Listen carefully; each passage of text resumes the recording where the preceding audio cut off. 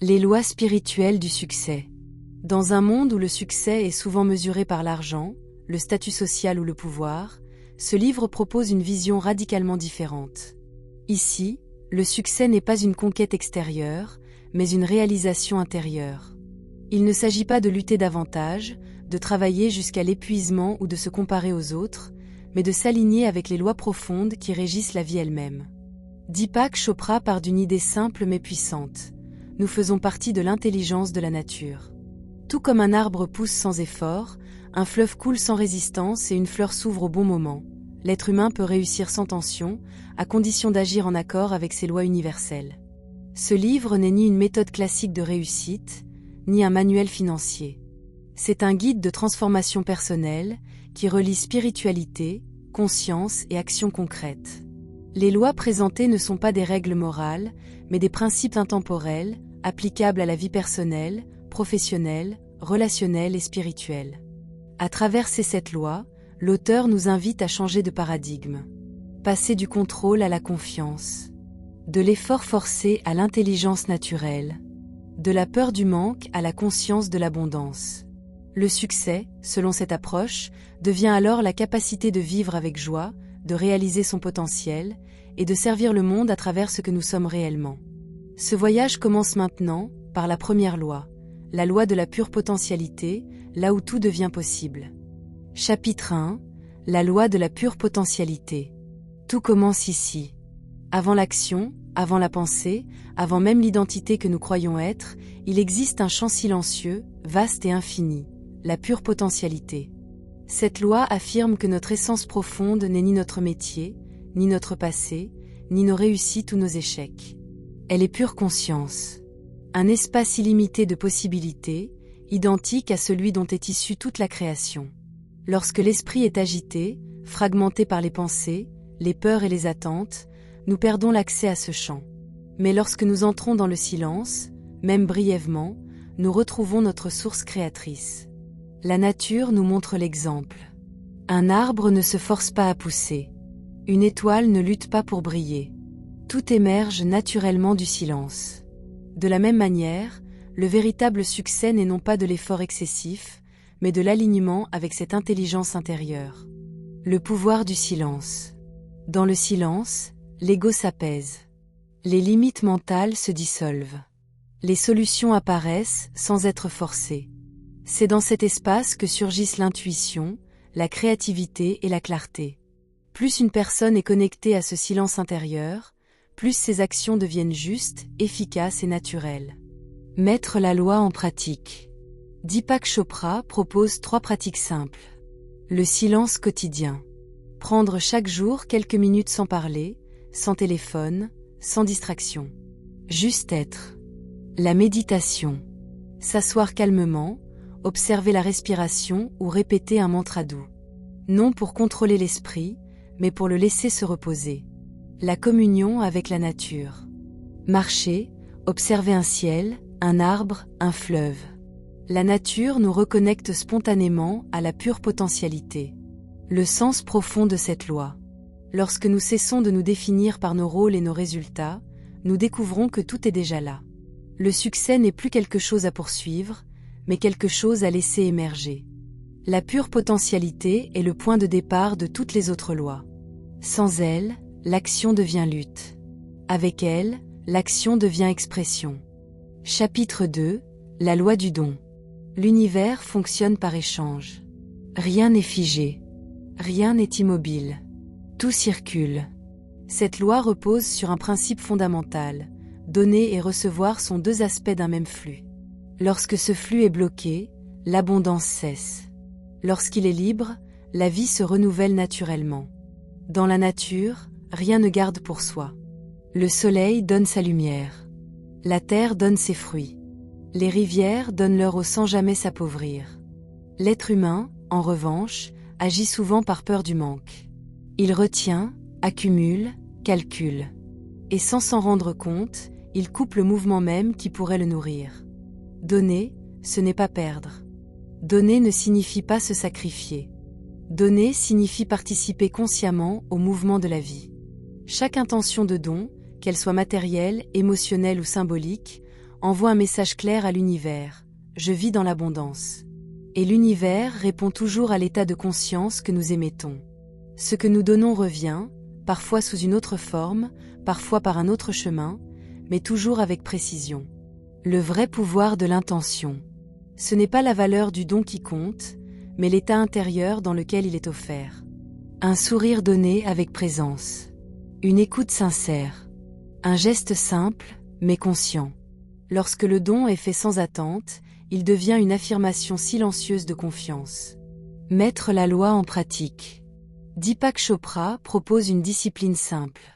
Chaque fois que tu rencontres quelqu'un, offre quelque chose, même invisible. Reçois avec gratitude, sans gêne, sans justification. Maintiens l'équilibre naturel entre donner et recevoir. En pratiquant ainsi, tu entres dans un état où la vie cesse d'être une lutte et devient une coopération. Le sens profond de cette loi. L'abondance n'est pas créée par l'accumulation, mais par la circulation. Celui qui donne se rappelle qu'il est déjà riche. Celui qui reçoit accepte que la vie prenne soin de lui. Le succès véritable commence ici. Quand tu cesses de demander à la vie ce qu'elle peut te donner. Et que tu commences à te demander ce que tu peux offrir. Chapitre 3. La loi du karma, cause à effet. Chaque action crée une conséquence. Chaque intention met quelque chose en mouvement. Rien n'est isolé. Rien n'est perdu. La loi du karma n'est ni une punition, ni une récompense. Elle est un mécanisme naturel d'équilibre. Ce que nous semons, consciemment ou non, finit toujours par produire un effet correspondant. À chaque instant, la vie nous place devant des choix. Certains sont visibles, d'autres subtils. Et derrière chacun d'eux se cache une question simple. Est-ce que cette action élargit ma conscience ou la contracte? Le pouvoir du choix conscient. La plupart des êtres humains agissent par habitude, par peur, par conditionnement. Mais dès l'instant où une action est posée avec présence, elle change de nature. Elle devient un acte créateur. Agir consciemment, c'est observer. Les conséquences à court terme. Les effets à long terme.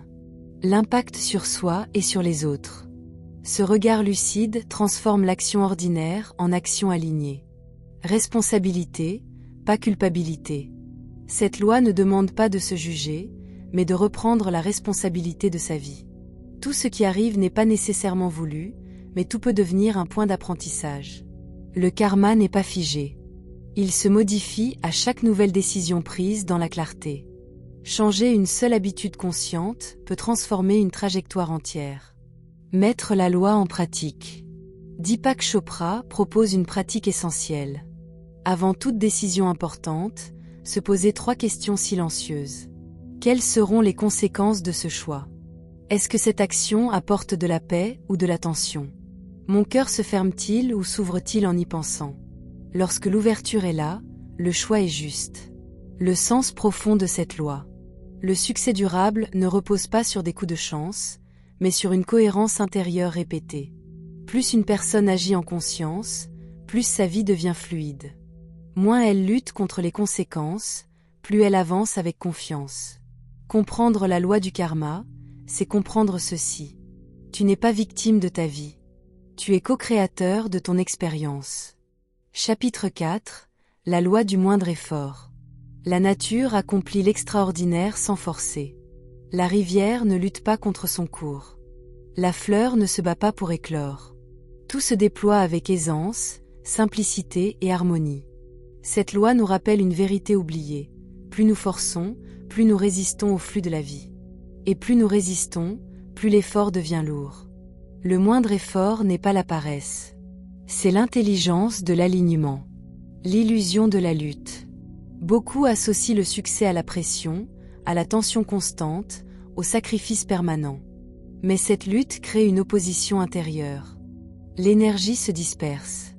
Les décisions se durcissent. La joie disparaît. Lorsque l'action naît d'un état de paix intérieure, elle devient efficace sans être épuisante. Le résultat n'est pas seulement meilleur, il est durable. Les 3 principes du moindre effort. Deepak Chopra résume cette loi en 3 attitudes fondamentales. L'acceptation. Accepter le moment présent tel qu'il est. Non par résignation, mais par lucidité. La résistance intérieure consomme plus d'énergie que l'action elle-même. La responsabilité. Assumer sa situation sans blâmer. La responsabilité libère l'énergie bloquée dans la plainte. La non-résistance. Ne pas s'opposer inutilement. Choisir la souplesse plutôt que la rigidité. L'eau traverse la pierre non par la force, mais par la constance. Mettre la loi en pratique. Observer là où tu forces. Là où tu t'acharnes. Là où tu résistes à ce qui est déjà là. Puis poser cette question simple. Et si je laissais les choses se faire avec plus de fluidité? Souvent, la solution apparaît lorsque l'effort excessif disparaît. Le sens profond de cette loi. Le succès véritable n'est pas un combat contre la vie. C'est une danse avec elle. Quand l'action s'aligne avec l'intelligence naturelle. Quand l'intention est claire. Quand la résistance tombe. La vie coopère. Chapitre 5. La loi de l'intention et du désir. Derrière chaque création visible, il y a d'abord une intention invisible. Avant toute forme, il y a une direction. Avant tout résultat, il y a une conscience focalisée. Cette loi affirme que l'intention influence la réalité. Non par la force, mais par l'attention. Là où l'attention se pose, l'énergie s'organise. Le désir, dans ce contexte, n'est pas un manque. Il est l'élan naturel de la conscience vers son expression. Lorsqu'il est clair et aligné, il devient un outil de création. L'attention donne forme. L'esprit humain possède une capacité remarquable. Il peut orienter l'intelligence universelle par la clarté de son intention. Plus l'intention est précise, paisible et détachée, plus elle agit profondément. Lorsque l'esprit est dispersé, l'énergie se fragmente. Lorsque l'intention est unifiée, l'action devient cohérente. Il ne s'agit pas de contrôler le monde, mais de collaborer avec lui. Intention et détachement. L'erreur courante consiste à confondre intention et attachement. L'intention ouvre le champ des possibles. L'attachement le referme. Formuler une intention claire, puis laisser la vie choisir le chemin, voilà l'équilibre.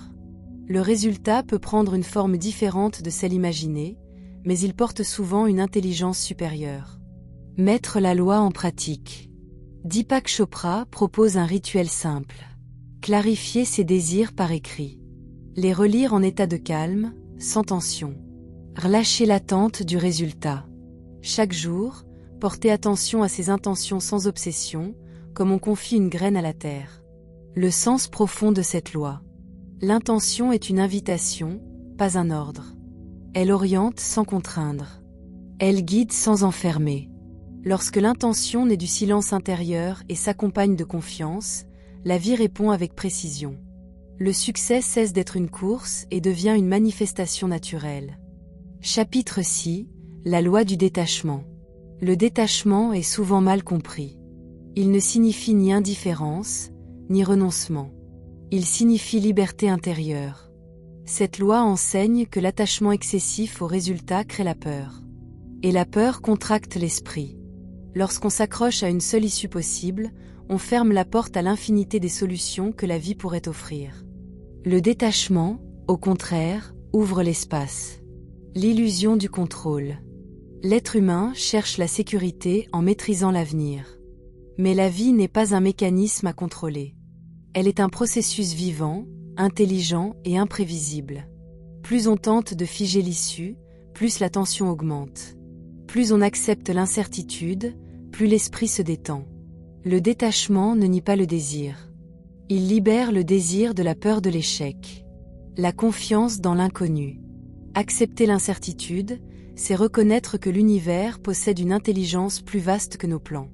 Là où l'esprit voit un risque, la vie voit une possibilité. Quand l'attachement disparaît, l'intuition peut enfin guider l'action. Et souvent, la solution qui émerge dépasse ce que l'on aurait pu imaginer. Mettre la loi en pratique. Deepak Chopra propose une attitude simple. Se fixer un objectif clair. Agir avec présence et cohérence. Accepter que le résultat prenne une autre forme. Chaque fois que la peur apparaît, se rappeler que l'inconnu est le lieu de toutes les créations. Le sens profond de cette loi. Le succès véritable n'est pas la certitude du résultat, mais la capacité de rester en paix quelle que soit l'issue.